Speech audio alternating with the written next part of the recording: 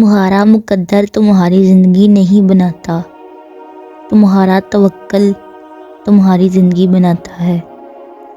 تمہارے پاس اب بھی دعا کا اختیار ہے، تمہاری کہانی ابھی ختم نہیں ہوئی۔ تمہیں دعاؤں کی توفیق کا ملنا ہی قبولیت کی سب سے بڑی دلیل ہے۔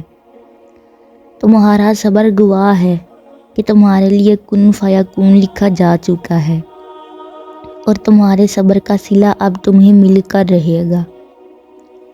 جانتے ہو اللہ تمہیں بے بسی کے مقام پر کیوں لایا ہے؟ تاکہ تم اللہ سے رجوع کرو اور یقین سے مانگو۔ جب تم دعاؤں پر یقین کرنا سیکھ جاؤ گے تو جو چیزیں تمہیں ابھی تک ناممکن لگ رہی ہیں اور جو چیز نصیب میں نہیں ہے وہ بھی تم یقین سے پا لو گے۔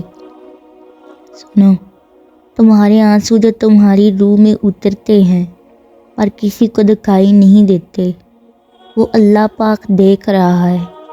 وہ تمہاری تکلیف سے بے خبر نہیں، تم نہیں جانتے، لیکن وہ تمہاری حفاظت کیسے کیے ہوئے ہے۔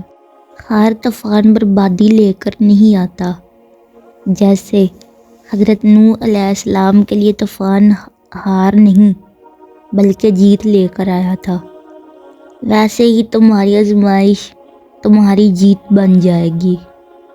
آغاز میں چوٹ ہے تو اختتام میں شفا بن جائے گی۔